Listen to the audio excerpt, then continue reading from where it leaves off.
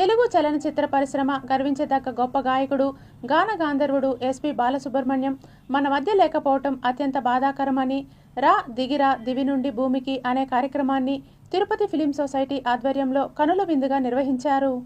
Film society అంతా కూడా ఎంతో వాళ్ళ సొంత పనిలాగా ఎంతో చక్కగా ఇటువంటి కార్యక్రమాలు చేస్తారు. అంటే 359 అంటే ఇంకో ప్రోగ్రామ్ చేసి 360 నెక్స్ట్. సో ఇది గ్రేట్. 360 అనేది మంచి సంఖ్య. 360 అనేది సంఖ్య. అంటే నాకు ఈ ఫిలిం సొసైటీకి లాస్ట్ 30 ఇయర్స్గా మంచి అనుబంధం ఉంది.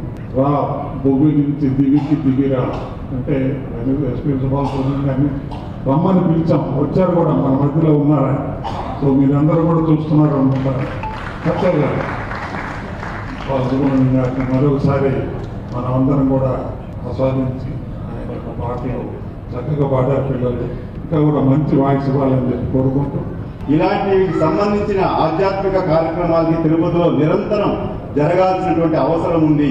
ముఖ్యంగా తిరుమల తిరుపతి దేవస్థానం వారు సంపూర్ణ సహకారం తిరుపతి ఫిలిం సొసైటీ లాంటి వాటికి అందిస్తే ఈరోజు తిరుపతి ప్రజలే కాకుండా ఎంతో మంది గాయకులు ఈ ప్లాట్ఫామ్ పైకి వచ్చి పాడేదానికి అవకాశం ఉంటుంది. కాబట్టి మీరు ఎప్పుడు సమయం కేటాయిస్తే మీతో నేను ఈఓ గారి దగ్గరికి వస్తాను, ఖచ్చితంగా మాట్లాడతాను.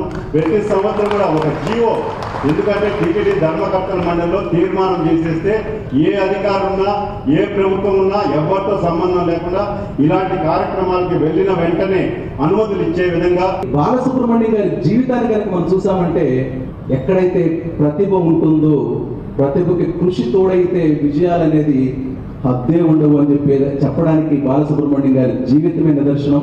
సో ఇక్కడున్న ఈరోజు పాటలు పాడుతున్న వర్ధమాన గాయకులందరికీ కూడా నేను చెప్పేది ఒకటేనండి, బాలసుబ్రహ్మణ్యం గారి జీవితాన్ని ఆదర్శంగా తీసుకోండి. ఆయన కృషి పట్టుదలని మనందరం కూడా స్వీకరించగలిగితే మనందరం కూడా ఆయన స్థాయికి కాకపోయినా కూడా ఆయనలాగా మనం కూడా చిరస్థాయిగా ఉండొచ్చు ఈ సంగీత ప్రపంచం ఉన్నన్ని రోజులు అని చెప్పేసి